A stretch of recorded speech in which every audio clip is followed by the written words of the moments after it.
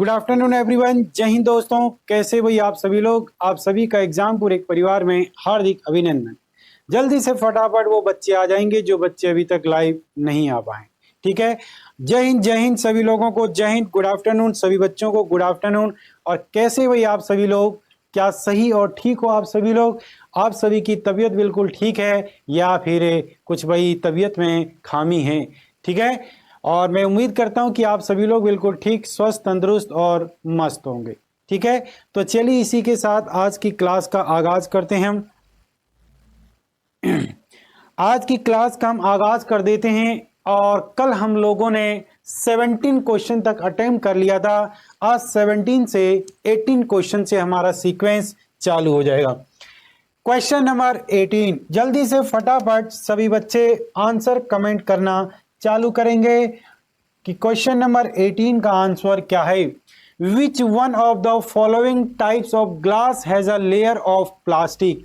ये कहता है कि बताओ वो कौन सा ऐसा ग्लास का टाइप होता है जिसमें एक ग्लास को दूसरे ग्लास के साथ जब मिक्स करते हैं तो उसकी लेयर में एक प्लास्टिक, एक फाइबर, एक पॉलीमर को मिक्स कर दिया जाता है। जल्दी से फटाफट सभी बच्चे इसका आंसर कमेंट करेंगे।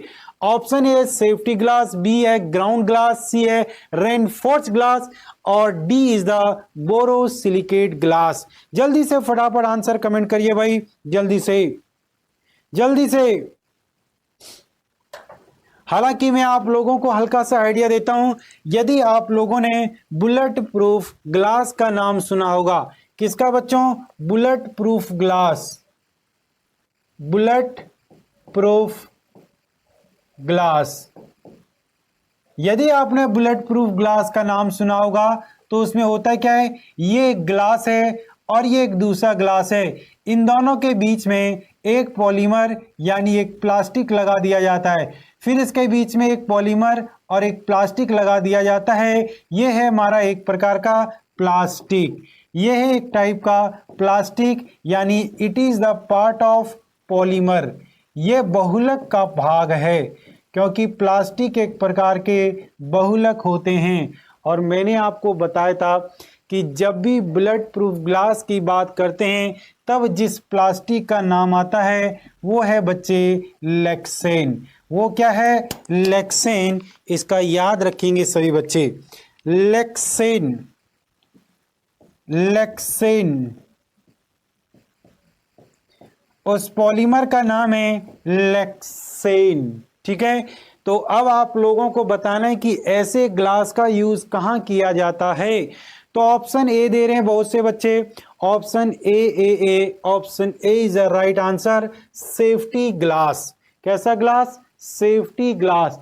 आप लोगों ने देखा होगा अभी जो 26 जनवरी या आप लोगों ने देखा होगा 15 अगस्त यानी 26 जनवरी को हमारे प्रेसिडेंट ध्वजारोहण करते हैं और 15 अगस्त को हमारे प्राइम मिनिस्टर लाल किले पर ध्वजारोहण करते हैं। तो ध्वजारोहण करने के बाद जहां से वो स्पीच देते हैं, वो स्पीच चारों तरफ एक मतलब क्लोज्ड रूम सा होता है जो ट्रांसपेरेंट ग्लास, जो ट्रांसपेरेंट बुलेट प्रूफ ग्लास से बना होता है। दूर से देखने पर आपको लगेगा नहीं कि वो कांच के दीवार के अंदर है, बट रियल में वो कांच के दीवार के अंदर होते हैं और उसे बोला जाता है सेफ्टी ग्लास। मुझे लगता है सभी बच्चों को इसका आंसर पता चल चुका होगा। अब चलते हैं बच्चे नेक्स्ट क्वेश्चन पर, और मैं देख रहा हूं कि अधिकतर बच्चों ने इसका आंसर सही और बिल्कुल राइट आंसर दिया है और बिल्कुल सही जवाब दिया है। नेक्स्ट क्वेश्चन अब आपके सामने हाजिर है बच्चों, जल्दी से इसका आंसर कमेंट करेंगे। ये लो बच्चों, अगला क्वेश्चन आपके सामने ये हाजिर है, फटाफट इसका आंसर बताएंगे। क्वेश्चन कहता है परसेंटेज ऑफ सिलिका। सिलिका को यदि हम ग्लास में, शीशे में मिला रहे हैं तो उसके मिलाने का परसेंटेज ज्यादा हो जाने से या कम हो जाने से क्या बन जाएगा। देखो परसेंटेज ऑफ सिलिका, सिलिका का परसेंटेज किसी शीशे के अंदर बढ़ा देने से क्या होगा? Increase the brightness, brittleness of glass, decrease the resistivity of glass, both A and B या नन ऑफ दिस। तो एक बात याद रखेंगे सभी बच्चे कि जब भी हम सिलिका की बात करते हैं, सिलिका का मतलब मैंने बताया है मिट्टी। सिलिका का मतलब मैंने बताया है मिट्टी, या जिसे हम क्ले भी बोलते हैं, जिसका फार्मूला होता है SiO2, जिसे सिलिकेट भी बोलते हैं। क्या बोलते हैं? सिलिकेट, जिसमें सिलिकॉन और ऑक्सीजन से बना एक प्रकार का कंपाउंड है सिलिकेट। क्या है? सिलिकेट। तो सिलिकेट जब ज्यादा आप मिक्स कर दोगे, यानी 6 SiO2 की तुलना में 10-20 SiO2 मिक्स कर दिया, तो सबसे पहले वो ब्रिटल हो जाएगा। सबसे पहले क्या हो जाएगा? वो भंगुर बन जाएगा। मतलब देखने में वो कांच जैसे गिरा तो उसके 100 टुकड़े हो जाएंगे। दूसरी बात यदि मैं करूं तो decrease the resistivity of glass, यानी ग्लास की रेसिस्टिविटी जो होती है उसके कारण डिक्रीज हो जाती है, घट जाती है। मतलब ए भी सही है और बी भी सही है, इसलिए हमारा कौन सा आंसर सही होगा बच्चे? Option C is the right answer. Option C जो होगा बच्चों इसका राइट और सही जवाब होगा। मैं देख रहा हूं सभी बच्चे सही जवाब दे रहे हैं। Roshan Kumar ji and Mrs and Tanya Singh, Kajal ji, बिल्कुल सही जवाब दिया भाई सभी ने। MK जी, मीना बोगी जी, उपेंद्र जी एंड सोनी, अमित, सभी का जवाब बच्चे बिल्कुल राइट और बिल्कुल सही है। नेक्स्ट क्वेश्चन की तरफ बढ़ जाते हैं। क्वेश्चन नंबर 20, प्रश्न संख्या 20। इसका जवाब देने का प्रयास करेंगे सभी बच्चे कि इसका क्या आंसर होना चाहिए। क्वेश्चन कहता है for making the optical and chemical resistance glass the substance used to. Optical resistance जो होते हैं, ऑप्टिकल इंस्ट्रूमेंट जो होते हैं, आपको पता है ऑप्टिकल इंस्ट्रूमेंट और केमिकल रेसिस्टेंस। केमिकल रेसिस्टेंस जो होते हैं वो सारे के सारे बोरोसिलिकेट ग्लास होते हैं। कौन से? बोरोसिलिकेट ग्लास होते हैं, जिन्हें हम पायरेक्स ग्लास का नाम भी दे देते हैं। क्या? Pyrex glass. और यदि हम बात करें ऑप्टिकल में तो यहां आता है हमारा फ्लिंट ग्लास। कौन सा आता है? Flint glass. तो कह रहा है कि बताओ इन दोनों में कौन से सब्सटेंस का यूज किया जाता है। तो एक बात तो कंफर्म है बच्चे, देखो इसमें सिलिकेट नहीं है, इसमें भी सिलिकेट नहीं है, इसमें भी सिलिकेट नहीं है, और यहाँ सोडियम सिलिकेट है, तो ऑप्शन डी जो होगा हमारा राइट आंसर होगा। क्योंकि मैं बार बार आपको बता रहा हूं कि कोई भी ऐसा ग्लास नहीं है जो बिना सिलिका की मात्रा से तैयार होता है। सारे ग्लास में सिलिका का होना कंपलसरी है, बिल्कुल कंपलसरी। तो ऑप्शन डी जो होगा बच्चों वो राइट आंसर होगा।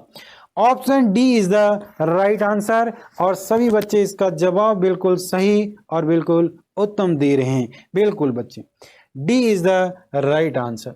नेक्स्ट क्वेश्चन की तरफ बढ़ जाते हैं। अब अगला क्वेश्चन है क्वेश्चन नंबर 20, प्रश्न संख्या 21, प्रश्न संख्या 21। इसका जवाब देने का प्रयास करेंगे सभी बच्चे। इसका जवाब दीजिए। इचिंग है बच्चे, ये ET होगा, ETCHING। Etching of glass is based.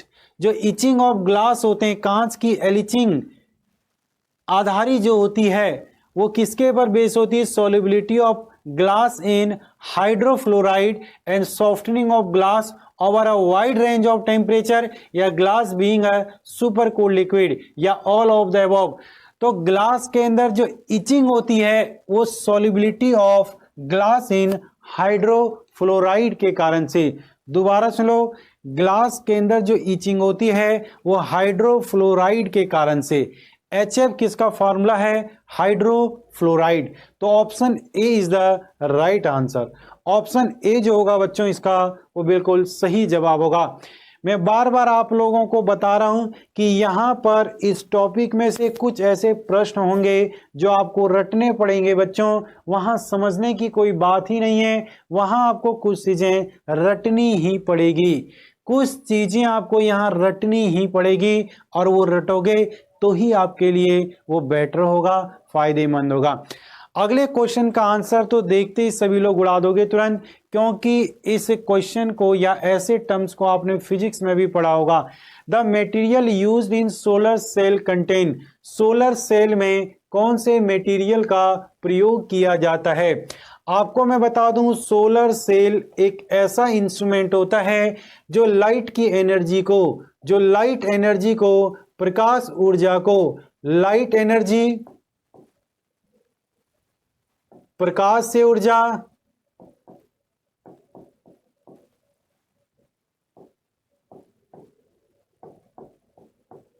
ऊर्जा को इलेक्ट्रिकल एनर्जी यानी विद्युत ऊर्जा में कन्वर्ट कर देता है।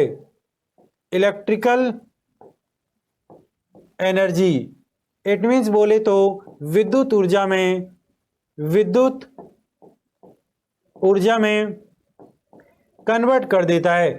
बट इसको विद्युत ऊर्जा में कन्वर्ट करने के लिए इसके अंदर सोलर सेल लगे होते हैं, और ये सोलर सेल जो बने होते हैं, सोलर सेल जो बने होते हैं वो याद रखेंगे बच्चे, डायोड के बने होते हैं। किसके? डायोड से बनाए जाते हैं। और आप सभी लोगों को पता है जो डायोड होते हैं वो सेमीकंडक्टर होते हैं, अर्धचालक होते हैं। और ये सारे के सारे जो अर्धचालक होते हैं ये आप सभी बहुतों को पता है ये मेटेलॉइड्स होते हैं। ये क्या होते हैं बच्चे? जो डायोड्स होते हैं वो उपधातुओं से मिलाकर बनाया जाता है, यानी मेटेलॉइड से बनाया जाता है। किसे? मेटेलॉइड से बनाए जाते हैं। तो देखते हैं, अब आप तुरंत उड़ा दोगे कि ग्लास और ये सीरियम और ये टाइटेनियम, ये गलत होगा, ये गलत होगा, ये गलत होगा। Silicon is the right answer. Silicon इसका बिल्कुल राइट और सही जवाब है।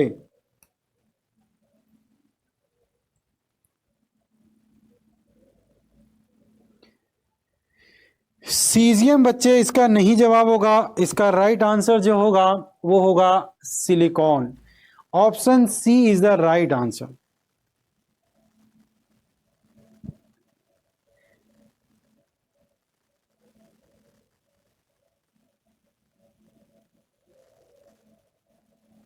चलिए बच्चे,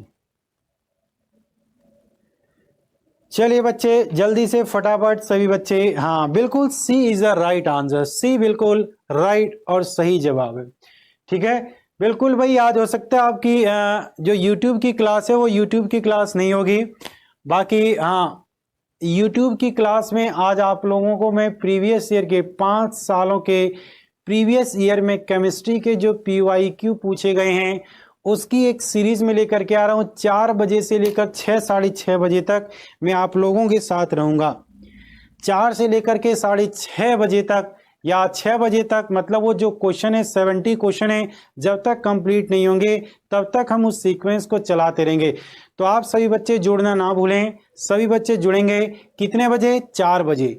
YouTube के चैनल पर 4 बजे सभी बच्चे आ जाएंगे, क्योंकि वहाँ धुआंधार और अच्छे तरीके से, क्योंकि आपकी 10-15 दिनों से केमिस्ट्री की क्लास नहीं थी वो मुझे पता है, तो वो 10 दिनों की केमिस्ट्री की क्लास को धुआंधार तरीके से आज मैं 4 बजे YouTube पर लेकर के आ रहा हूं। और सभी बच्चे वहां जुड़ना ना भूलें। आपका रिवीजन हो जाएगा बच्चे, जो 15 दिन से आप सभी बच्चे भूल चुके हो। कुछ बच्चे तो रिवाइज कर रहे होंगे बट कुछ रिवाइज नहीं कर पा रहे होंगे, तो वो 1.5 से 2 घंटे में देखना आप रिवाइज कर लोगे और अच्छी चीजें, क्योंकि आप लोगों का सिलेबस जो है वो लगभग कंप्लीट हो चुका है।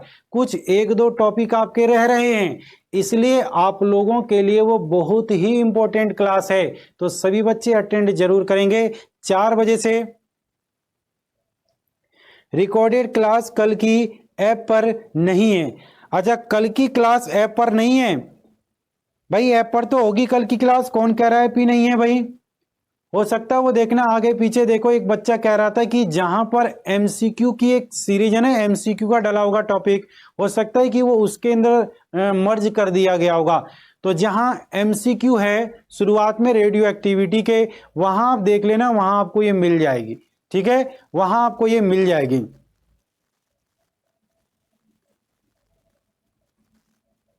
बच्चे आज ही है, अरशद अंसारी जी, आज ही है 4 बजे। आज है ना 29 जनवरी, तो आज ही 4 बजे है क्लास।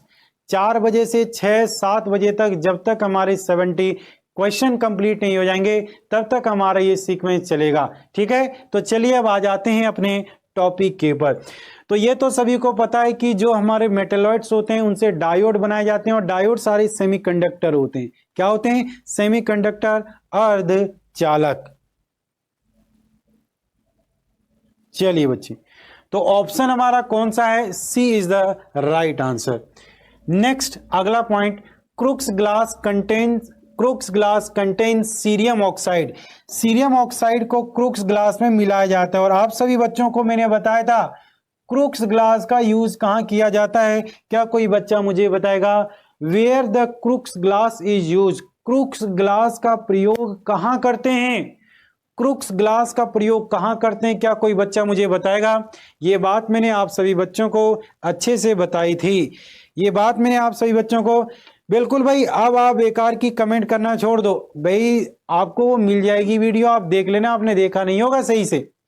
देखो एक बच्चा कह भी रहा है कि PYQ में है कल की क्लास। जो PYQ का एक टॉपिक डाला होगा ना, उसके अंदर सारे PYQ के क्वेश्चन होंगे सीक्वेंस से, सीरीज से। वहां पर हो सकता है ये क्लास मर्ज कर दिया होगा, तो वहां से आप जा करके देख सकते हो। इसकी PDF मैंने अभी अपलोड नहीं करवाई है, क्योंकि मैंने आपको बताया था कि इसके अंदर लगभग 40-50 क्वेश्चन जब मैं कंप्लीट कर लूंगा, उसके बाद एक ही साथ में इसकी PDF अपलोड करा दूंगा और कुछ प्रैक्टिस क्वेश्चन के रूप में भी आप लोगों को दे दूंगा। ठीक है, 20-25 क्वेश्चन प्रैक्टिस के लिए भी आप लोगों को दे दूंगा, आप लोग उसका प्रैक्टिस कर लेना आसान से। ठीक है, बिल्कुल सही। तो अगला क्वेश्चन है, तो आप सभी बच्चों को मैं एक बात बता दूं कि क्रुक्स ग्लास का प्रयोग किया जाता है। जो क्रुक्स ग्लास होते हैं, इस क्रुक्स ग्लास का प्रयोग कहां करते हैं बच्चे? तो सभी बच्चों को मैंने बताया होगा, इसका प्रयोग करते हैं सन ग्लासेस के निर्माण में। किसके निर्माण में? Sunglasses. किसके निर्माण में बच्चे? सन ग्लासेस, यानी धूप के चश्मे। धूप के चश्मे बनाने में इसका निर्माण करते हैं। अब ऐसा क्या होता है, तो आपको पता है जो सन की लाइट होती है, ये हमारा सन है, और आप सभी को पता है जब सन बौखला जाता है तो सन क्या होता है? अल्ट्रावायलेट लाइट छोड़ना चालू कर देता है। और जब ये अल्ट्रावायलेट लाइट हम लोगों की आंखों में, मान लो यहाँ है चुन्नू, जैसे चुन्नू की आंखों में ये सन की लाइट गई तो आपको पता है उसके आंखों को ये अंधा बना देगी। तो अंधा बनने से बचने के लिए वो क्या करेगा? एक प्रकार का स्पेक्स लगाएगा। क्या लगाएगा? एक प्रकार का स्पेक्स लगाएगा। जो स्पेक्स होंगे बच्चे वो याद रखेंगे किससे बने होंगे? क्रुक्स ग्लास से। तो it cuts the ultraviolet to the eyes, आंखों तक आने वाली अल्ट्रावायलेट रेस को ये काट देता है। इसी पर्पज से हम इसका प्रयोग यहां पर करते हैं। तो option C is the right answer. Option C जितने बच्चों ने जवाब दिया है उनका जवाब भाई उत्तम और अति उत्तम, बिल्कुल सही है। ठीक है, बिल्कुल सही जवाब दे रहे हो भाई, सन ग्लासेस, धूप के चश्मे के बनाने में। ठीक है, अगला क्वेश्चन अब आपके सामने हाजिर है बच्चों, इसका जवाब देंगे जल्दी से फटाफट सभी बच्चे। क्वेश्चन कहता है which gives red colour to ink. जो स्याही होते हैं, जो डाइज होते हैं, इंक जो होते हैं, उन इंक में लाल रंग बनाने के लिए क्या मिक्स किया जाता है? तो याद रखेंगे किसी भी इंक, जो लाल रंग का इंक होता है, जो डाइज होती है, जो कलर वो चढ़ाए जाते हैं ना, कपड़ों के ऊपर रंग चढ़ाए जाते हैं और अलग अलग स्थानों पर जो रंग चढ़ाए जाते हैं, इट मींस जो डाइज होती है उनमें जो रेड कलर आता है वो किसके कारण आएगा? तो याद रखेंगे इसिन के कारण आएगा। किसके कारण? इसिन के कारण। इसिन वो मटेरियल है जिसको पेंट में मिक्स करने से या जिसको डाइज में मिक्स करने से वो रेड कलर को इंडिकेट करता है, लाल रंग को प्रदर्शित करता है। ठीक है, अगला question, which act as fungicide in ink. यानी जो स्याही होती है उन स्याही में फंगीसाइड यानी जो फंगस होते हैं उनको लगने से बचाने के लिए उनके अंदर कौन सा मटेरियल मिक्स किया जाता है?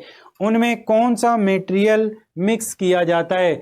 कौन सा स्याही में कवकनाशी का कार्य करता है? आपको बताना है कि जो स्याही होती है उस स्याही में यदि फंगस लग जाता है, यदि कवक लग जाता है, तो उस फंगस और कवक को लगने से बचाने के लिए उसके अंदर बच्चे कुछ मटेरियल मिक्स किए जाते हैं। पहला है हमारा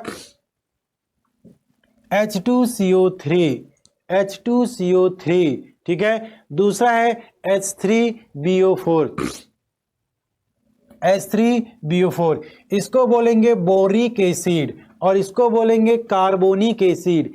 एक है बोरिक एसिड और दूसरा है कार्बोनिक एसिड। और ये एसिड जितने भी टाइप के होते हैं ये फंगस को क्लीन कर देते हैं, फंगस वाले बैक्टीरिया को मार देते हैं। हालांकि एसिड तो लगभग सभी बैक्टीरिया को मार देते हैं, ठीक है। तो ये हमारे दो टाइप के एसिड हैं, H2CO3 और H3BO3, ठीक है। और आपको पता है इसका प्रयोग कोल्ड ड्रिंक में किया जाता है एज अ फंगिसाइड के रूप में, यानी उनके अंदर बैक्टीरिया ना पनप जाए तो पनपने से बचने के लिए उनके अंदर जो कोल्ड ड्रिंक होते हैं, सॉफ्ट ड्रिंक होते हैं, उसमें फॉस्फरिक एसिड और उसके अंदर ये हमारा कार्बोनिक एसिड मिक्स किया जाता है। तो इसका सही जवाब जो होगा बच्चे वो सी होगा। इसका सही जवाब जो होगा वो सी होगा।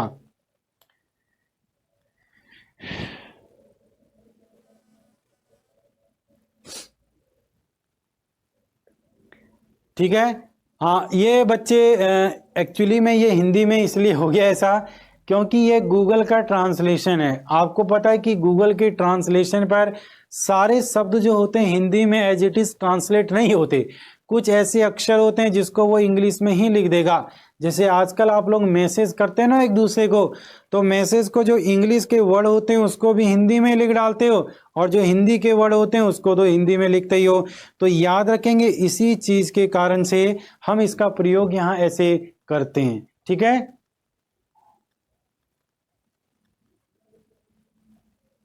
चलिए भाई, तो ऑप्शन सी जो होगा हमारा बच्चे वो बेटर आंसर होगा। अगला क्वेश्चन है raw material use in the manufacture of aniline ink. जो एनिलीन इंक होता है मतलब इंक को जब तैयार किया जाता है, स्याही को जब बनाया जाता है, मतलब स्याही को जब गर्म किया जाता है, जब अलग अलग प्रकार के कई सारे मटेरियल को मिक्स करके उसको हम गर्म करते हैं, हीटअप करते हैं, तो उस प्रोसेस को बोला जाता है एनीलाइन, उसी को बोलते हैं एनीलाइन। तो कहता है कि raw material use in manufacture of the aniline, यानी स्याही के बनाने में, एनीलाइन करने में किन किन मटेरियल का प्रयोग किया जाता है। तो यदि हम रेड कलर की बात करें तो इसमें इसिन को तो मिक्स करते हैं, दूसरा इसके बाद ग्लिसरीन मिक्स करते हैं, तीसरा इसके बाद कार्बोनिक एसिड मिक्स करते हैं और चौथा इसके बाद फिनॉल मिक्स करते हैं। क्या मिक्स करते हैं? फिनॉल। और कुछ ऐसे स्याही होती बच्चे जिसके अंदर ज़ाइलिन भी मिक्स किया जाता है। क्या मिक्स किया जाता है? ज़ाइलिन। और ज़ाइलिन जो होता है वो तीखी गंध देता है। क्या देता है? तीखी गंध। इसका प्रयोग जो चरसी लोग होते हैं, आपने देखा होगा, फ्लूट तो देखा हो ना, कुछ लोग ऐसे होते हैं जो चरसी होते हैं ना, जो ज्यादा चर्स का, गांजे का, ज्यादा ड्रग्स का सेवन करते हैं। तो आपको पता है कि एक समय में एक फ्लूट्स नामक मटेरियल आया था, फ्लूट्स, जिस फ्लूट्स को सूंघ करके वो उसका मजा लेते थे, यानी उसको एज ए सूंघने के रूप में यूज करते थे। तो आपने देखा होगा बच्चे कि आपने देखा होगा यदि आपके पास कोई मार्कर होगा, क्या होगा? मार्कर। दोबारा सुन लो ध्यान से। यदि आपने पहले, अब तो जितने भी हमारे मार्कर आते हैं वो ज़ाइलिन फ्री होते हैं, बट पहले जो मार्कर आते थे वो मार्कर ज़ाइलिन बेस्ड होते थे।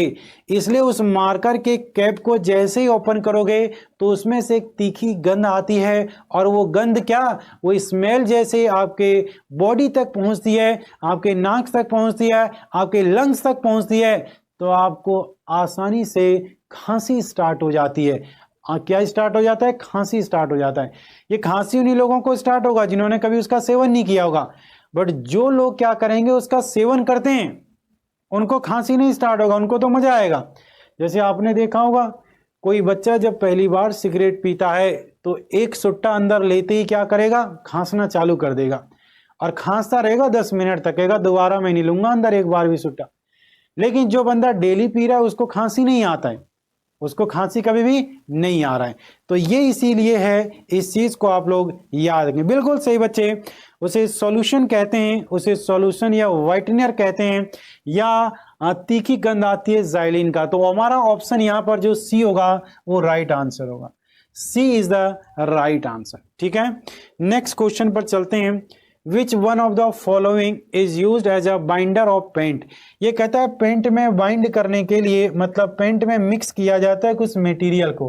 वो मटेरियल क्या होता है जो पेंट में बाइंड किया जाता है, मिक्स किया जाता है? कैरेट टाइटेनियम ऑक्साइड होगा, नेवोलेक होगा, या पेलोसाइलिन होगा, या सिलिकॉन्स होगा। तो ऑप्शन जो हमारा होगा बच्चे वो ऑप्शन डी राइट आंसर होगा, सिलिकॉन। सिलिकॉन का यूज किया जाता है पेंट के अंदर, किसमें? पेंट में एज अ बाइंडिंग के रूप में। किसमें? एज अ बाइंडिंग के रूप में यूज किया जाता है। ठीक है,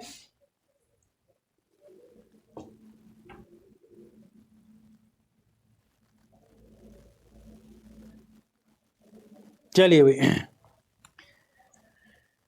तो option D is the right answer. Next question, the principal use of the hydrofluoric acid is. अभी मैंने आप लोगों को बताया था कि पेंट के अंदर हाइड्रोफ्लोरिक एसिड का यूज यदि हम कर रहे हैं, ठीक है, तो किस पर्पज से यूज करते हैं? किसी ग्लास के अंदर, किसी शीशे के अंदर हाइड्रोफ्लोरिक एसिड का यूज यदि हम कर रहे हैं तो किस पर्पज से करते हैं? क्या एक बार बताएंगे आप सभी लोग? तो वहां मैंने बताया था hydrofluoric acid use as a etching glass. Etching glass के अंदर हाइड्रोफ्लोरिक एसिड का प्रयोग किया जाता है।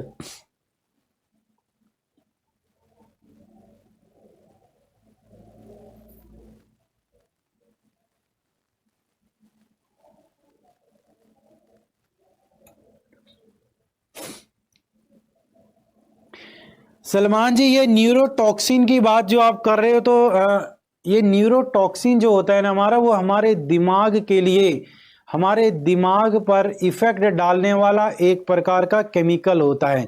ठीक है, हमारे दिमाग पर इफेक्ट डालने वाला। जैसे यदि मैं सीधी बात बोलूं तो जो चर्सी लोग होते हैं, जब किसी फ्लूइड का सेवन करते हैं, जब किसी सॉल्यूशन का मतलब सूंघते हैं, तो सूंघने के बाद डायरेक्ट जो ये अफेक्ट करता है वो उनके ब्रेन को अफेक्ट करता है।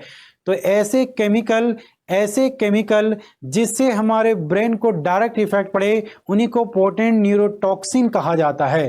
पोटेंट न्यूरोटॉक्सिन कहा जाता है। ठीक है, तो ये बात आप सभी लोगों को याद रख लेना है। नेक्स्ट क्वेश्चन की तरफ बढ़ जाते हैं। द गेटिंग, ये बच्चे सेटिंग होगा, the setting time of cement.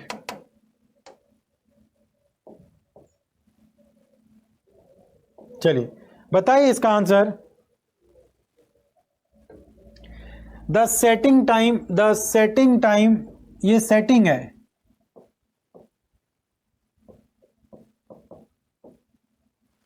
The setting time of cement is lowered by adding. आप बताओ कि किसको मिक्स करने से जो सेटिंग टाइम होती है वो डिक्रीज हो जाती है, घट जाती है। मतलब सेटिंग टाइम जो होती है ना वो घट जाती है, मतलब जो सेट तुरंत हो जाता है ना वो सेट काफी देर के बाद होगा। जल्दी से बताइए फटाफट।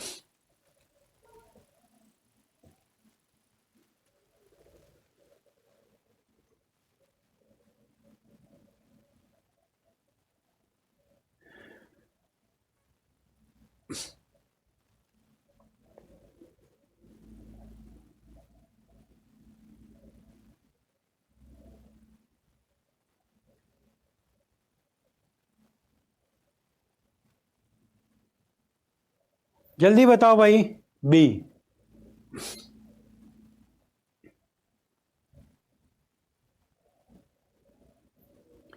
देखो बच्चे, जब हम जिप्सम को सीमेंट में मिलाते हैं तो वो उसके हार्ड होने के रेट को बढ़ाता है। जिप्सम को सीमेंट में मिलाने पर जो सीमेंट 5 घंटे में जमने वाला है उसे वो 10 घंटे में, 12 घंटे में या 15 घंटे में जमाएगा। ठीक है, तो ये बात कंफर्म है। जिप्सम जो होता है वो उसको बढ़ाता है, घटाता नहीं है। तो जो बढ़ाएगा वो किसको बढ़ाएगा? Aluminium oxide. कौन बनाएगा? Aluminium oxide, Al2O3। और इसके बढ़ने के कारण से इसकी मात्रा जब हम 10 से 15% से 5 से 10% से ज़्यादा मिक्स कर देते हैं तो सीमेंट बहुत ही जल्दी हार्ड हो जाता है, बहुत ही जल्दी जम जाता है। ठीक है, बहुत ही जल्दी। बी जो आंसर दे रहे हैं वो सभी का आंसर गलत है बच्चे। बी जो है वो याद रखेंगे सीमेंट के जमने की रेट को बढ़ाता है।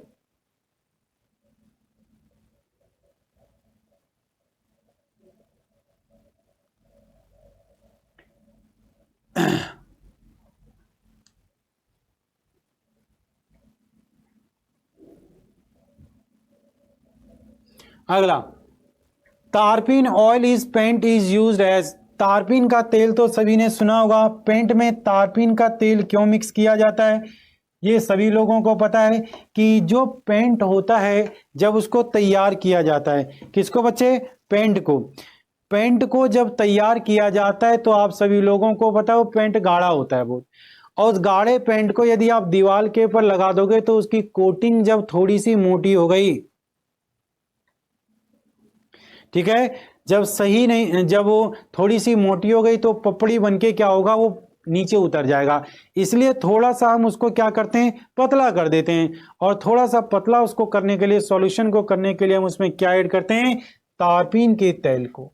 ठीक है, तो थिनर का मतलब होता है पतला करना।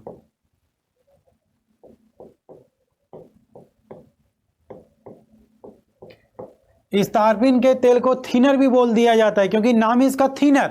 थिन का मतलब होता है पतला, यानी सॉल्यूशन को पतला करना। सॉल्यूशन को पतला करने का मतलब आप लोगों को पता है एक बात, कि जो सॉल्यूशन है उस सॉल्यूशन को डाइल्यूट बनाना। क्या बनाना? जिसकी कंसंट्रेशन बहुत ज्यादा है उसको डाइल्यूशन में लेकर के आना। तो ऑप्शन हमारा सी जो है बच्चे वो राइट आंसर होगा। अगला क्वेश्चन है question number 31। Which compound is used to stop hydrolysis of organic compound in ink? Ink में हाइड्रोलाइसिस का मतलब क्या होता है? तो याद रखेंगे वाटर का। हाइड्रो का मतलब होता है वाटर और लाइसिस का मतलब क्या होता है कि वाटर को रोकने की। ठीक है, तो स्याही में कार्बनिक यौगिक के हाइड्रोलाइसिस को रोकने के लिए किस यौगिक का उपयोग किया जाता है? Option A carboxylic acid, option B carbolic acid, option C hydrochloric acid. तो इसका सही जवाब होगा बच्चे हाइड्रोक्लोरिक एसिड। सही जवाब होगा हाइड्रोक्लोरिक एसिड, बिल्कुल सही। सी इज द राइट आंसर। सी सभी बच्चों ने सही जवाब दिया बच्चे इसका।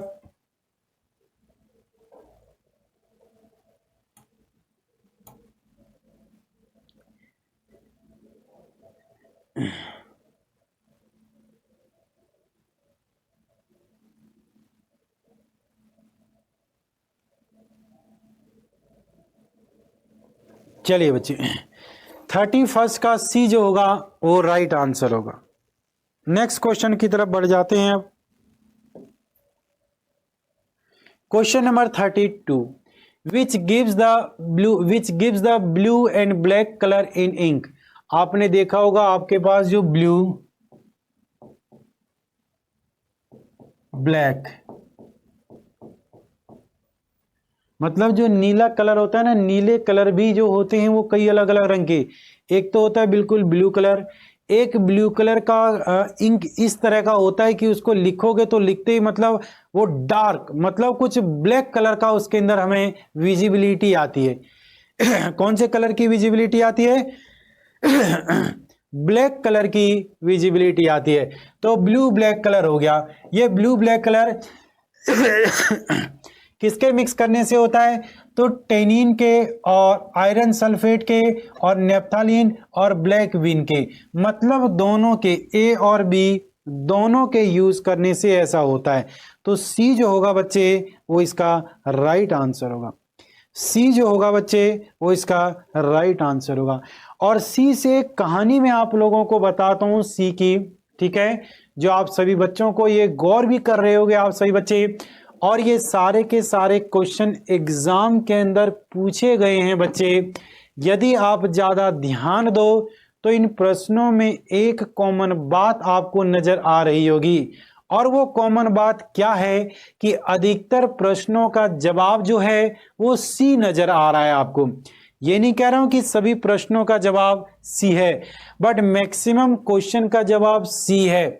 यदि आप कभी तुक्का मारो, यदि कभी कोई ऐसा ऑप्शन है जिसमें आपको पॉसिबिलिटी लगे और तुक्का मार रहे हो, तो सी ऑप्शन आपके लिए ज्यादा बेटर आंसर होगा। सी ऑप्शन जो होता है वो सबसे बेटर होता है, क्योंकि पहला ऑप्शन तो 90% गलत ही होता है। क्योंकि यदि पहले ऑप्शन को ही बिल्कुल सही मान लिया जाएगा तो बच्चे आपके पास समय भी बचेगा और क्वेश्चन भी सही कर जाओगे। लेकिन यदि हम बात करें बी की, तो बी जो होता है वो कहता है भाई ए गलत है तो बी को सही नहीं दूंगा, बी को भी थोड़ा सा वो क्या करेगा, घुमा देगा आप लोगों को, और सी जो होगा उसे लगभग सही आंसर माना जाता है एज ए तुक्के के बिहाफ पर। ठीक है, और आप सभी देख भी पा रहे हैं अधिकतर क्वेश्चनों का आंसर लगभग यहाँ पर सी ही है। ठीक है, सी है। बोथ आंसर ऑलवेज राइट होते हैं। निधि जी कह रहे हैं कि जब भी बोथ का बात आए तो बोथ आंसर जो होते हैं वो हमेशा सही होते हैं।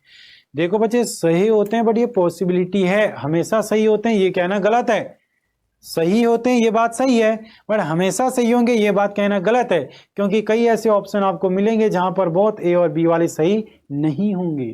ठीक है, तो चलिए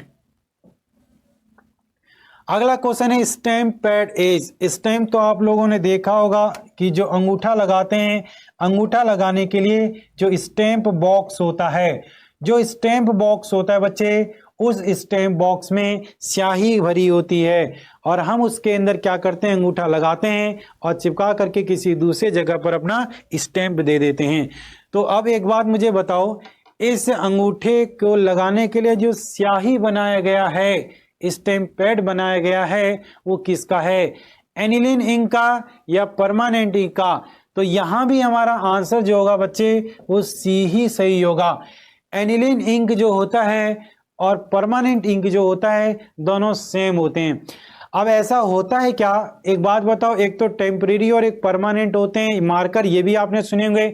एक मार्कर से किसी बोर्ड पर लिख दो तो तुरंत इरेज करोगे तो वो इरेज हो जाएगा, बट यदि परमानेंट मार्कर से लिख दिया तो उसे इरेज करोगे तो वो इरेज नहीं हो पाएगा। इसका मतलब याद रखना, जो टेम्परेरी मार्कर होते हैं वो इजीली इरेज हो जाते हैं और परमानेंट मार्कर जो होते हैं वो इजीली इरेज नहीं होते हैं, तभी तो उनको परमानेंट बोला गया है। तो जो अंगूठा लगाने वाला स्टैम्प बॉक्स होता है उसमें जो स्याही लगी होती है, अब आप सोचो वो टेम्परेरी होना चाहिए कि परमानेंट होना चाहिए, क्योंकि जहां हम अंगूठा लगाते हैं उस अंगूठे के निशान को हम सदियों तक जमा करके रख सकते हैं और वो अंगूठे का निशान मिटता नहीं है। इसका मतलब वो इंक जो होना चाहिए वो परमानेंट नेचर का होना चाहिए, वो टेम्परेरी नेचर का नहीं होना चाहिए। तो ऑप्शन सी जो होगा बच्चे वो बिल्कुल राइट आंसर होगा। नेक्स्ट क्वेश्चन है motor. Motor is a mixture of. Motor क्या होता है? तो मैंने आप सभी बच्चों को बताया था मोटार का मतलब क्या होता है बच्चे, तो आप सभी लोग बताओ। मोटार का मतलब होता है cement, cement plus sand plus water.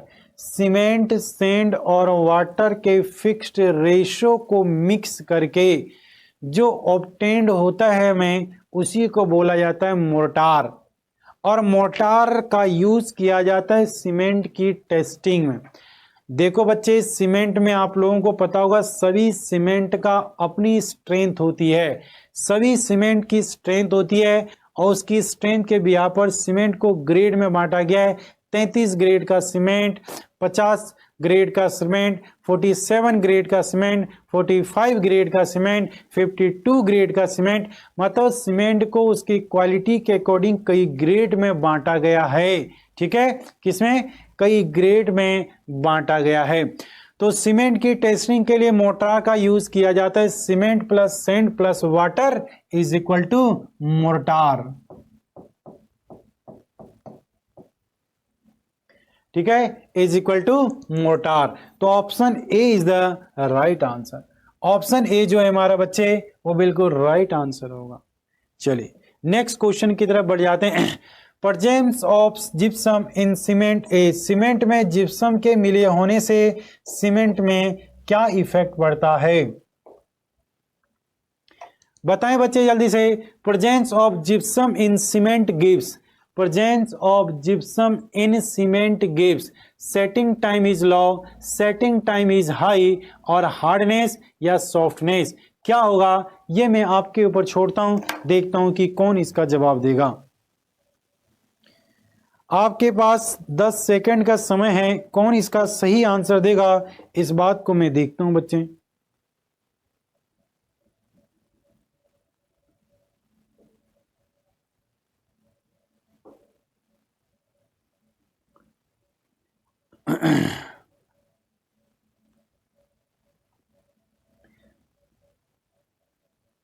चलिए बच्चे, इसका आंसर बी होगा।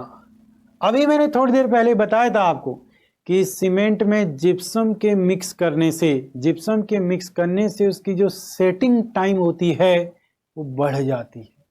और आपको पता है कि ये जिप्सम का फार्मूला है कैल्शियम सल्फेट डाई हाइड्रेट, और इस जिप्सम को मिलाया जाता है 2 से 3%, 2 to 3% बाय द वेट।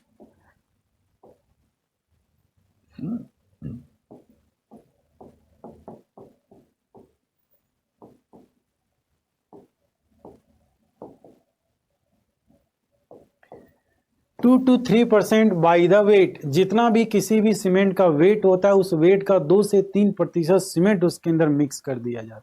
ठीक है, यदि आपने जिप्सम ज्यादा मात्रा में डाल दिया तो उसको जमने में सदियां लग जाएगी। यदि जिप्सम कम मात्रा में डालोगे तो सीमेंट जल्दी जम जाएगा, जिसके कारण वो उतना हार्ड नहीं हो पाएगा। ठीक है, आगे बढ़ जाते हैं नेक्स्ट। और मैंने आप लोगों को बताया था कि सीमेंट के अंदर यदि कैल्शियम ऑक्साइड की मात्रा ज्यादा हो जाए, कैल्शियम ऑक्साइड की मात्रा एक्सेस अमाउंट में हो जाए, एक्सेस अमाउंट में हो जाए तो बताओ क्या होगा? बताएगा कोई बच्चा कि क्या हो जाएगा? तो याद रखना, दीवारों में दरारें आ जाएगी, दीवारों में दरारें आ जाएगी। वो ऐड देखा होगा ना आप लोगों ने अंबुजा सीमेंट का, कहता भैया ये दीवार टूटती भी नहीं है, ये कैसी दीवार है? तो याद रखना वो दीवार टूटेगी भी और वो दीवार गिर भी जाएगी यदि उस सीमेंट के अंदर कैल्शियम ऑक्साइड की मात्रा यानी चूने की मात्रा ज्यादा मात्रा में मिला दिया जाए। चूने की मात्रा कितना? तो मैंने आपको बताया था 40 से 50%, 40 से 60% उसके अंदर मिक्स किया जाता है। यदि ज्यादा मात्रा में चूने को मिक्स कर दोगे तो भैया काम खत्म हो जाएगा, काम तमाम हो जाएगा। एक होता है एल्युमिनियम ऑक्साइड, एल्युमिनियम ऑक्साइड को ज्यादा मात्रा में मिला देने से वो सीमेंट जो होगा सडनली हार्ड हो जाएगा, और सीमेंट यदि सडनली हार्ड हो गया तो याद रखना तो भी वो सीमेंट क्या हो जाएगा? बेकार हो जाएगा। ठीक है, तो अब चलते हैं नेक्स्ट क्वेश्चन की तरफ। अगला क्वेश्चन है which is correct about the cement. आपको बताना है इनमें से सीमेंट के लिए कौन सा ऑप्शन बिल्कुल करेक्ट और बिल्कुल सही है। चलिए बताइए which option is the correct, which is the correct about the cement. तो ऑप्शन ए है gypsum is added to regulate setting time of cement, यानी जिप्सम को सीमेंट में मिलाया जाता है सेटिंग टाइम को रेगुलेट करने के लिए। बिल्कुल सही answer. White cement does not contain iron, white cement does not contain iron, lime is the white cement does not contain iron, ये भी सही है भाई। Lime is main constituent of cement, ये भी सही है। इसका मतलब सारे के सारे सही हैं। ऑप्शन डी जो होगा वो राइट आंसर होगा, ऑल ऑफ द अबव। क्या होगा बच्चे? All of the above. Next question की तरफ बढ़ जाते हैं। क्वेश्चन नंबर 37, प्रश्न संख्या 37। चलिए बच्चे इसका जवाब दीजिए आप सभी लोग।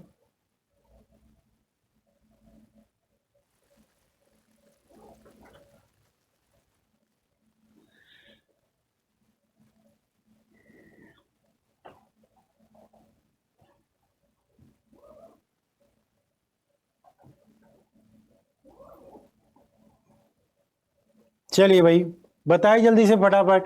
अ major constituent of cement beside lime as, ये कह रहा है कि a major constituent of cement beside lime, मतलब लाइम चूने के बाद कौन से ऐसा मटेरियल होता है जिसको ज्यादा से ज्यादा मात्रा में मिलाया जाता है। तो आपको मैंने बताया था जो CaO होता है वो 40 से 60% की मात्रा में मिक्स किया जाता है, ठीक है। इसके बाद सिलिका होता है, क्या होता है, सिलिका, जो 10 से 25% की मात्रा में मिक्स किया जाता है। तो कहाँ है सिलिका बच्चे, option A is the right answer. Option A जो है वो बिल्कुल राइट जवाब है, और मैं देख रहा हूं सभी बच्चे राइट आंसर दे भी रहे। विवेक जी ने सी जवाब दे दिया, आयरन ऑक्साइड। नहीं बच्चे, आयरन ऑक्साइड को तो बहुत ही कम मात्रा में 1 से 2% की मात्रा में मिक्स किया जाता है। अगला है the function of the send in motor is, जो सेंड का काम होता है मोटार के अंदर क्या देना होता है, तो सेंड वो होता है जो मोटार की स्ट्रेंथनेस को बढ़ाती है, मोटार की स्ट्रेंथ को क्या होती है, बढ़ाती है। जैसे आप लोग देखते हो कि जब दीवारों पर पेंट किया जाता है, दीवारों पर चुनाई की जाती है, तो उस दीवारों में सीमेंट के अंदर हम रेत को मिक्स करते हैं, इसलिए क्योंकि रेत जो होता है वो थोड़ा सा रफ सरफेस का होता है, रेत जो होता है रफ सरफेस का होता है, और रफ सरफेस के मटेरियल के बीच में बॉन्डिंग जो होती है वो टाइटली होती है, और टाइट बॉन्डिंग होने के कारण से वो बहुत ही हार्ड, बहुत ही मजबूत हो जाता है। ऑप्शन देखते हैं, to prevent the excessive shrinking which white result in cracks, to make the mass concept, to decrease the plasticity of mass, to increase the hardness. तो याद रखना ये हार्डनेस को बढ़ाने के लिए यूज किया जाता है, कठोरता को बढ़ाने के लिए इसका प्रयोग किया जाता है। ठीक है बच्चे, तो आज की क्लास को हम यहीं पर विराम देते हैं बच्चे। एक क्लास और इसकी होगी, एक क्लास और होगी इसकी, जिसमें हम कुछ बचे हुए जो MCQ क्वेश्चन है उसको कवर कर लेंगे, और उसके बाद 15-20 क्वेश्चन में आप लोगों को होमवर्क दूंगा, जिससे आप खुद प्रैक्टिस करके उसके आंसर को समझोगे कि उसका आंसर क्या है और कैसा है। ठीक है, तो इसके अलावा भाई अभी 4 बजे, जैसा कि मैंने आप लोगों को बताया है कि 4 बजे आपकी प्रीवियस ईयर के PYQ क्वेश्चन की एक श्रृंखला होने वाली है, उसको हम विद फुल एक्सप्लेनेशन के साथ आज पढ़ेंगे। और याद रखना सभी बच्चे उसको अटेंड करना ना भूलें, क्योंकि आप लोगों के सिलेबस में 2 टॉपिक रह गया है, मतलब आप लोगों का सिलेबस जो होता है वो लगभग कंप्लीट हो गया है। 2 टॉपिक आप लोगों के रह रहे हैं, कुछ का 1 टॉपिक, कुछ के 2 टॉपिक। तो यदि आपके वो टॉपिक रह रहे हैं तो याद रखना, यदि आपका पूरा सिलेबस हो चुका है तो पूरे सिलेबस का रिवीजन जो है वो आज मैं 2 घंटे में बिल्कुल शॉर्ट रिवीजन में आप लोगों को करा दूंगा। तो सभी बच्चे 4 बजे जुड़ना ना भूलें।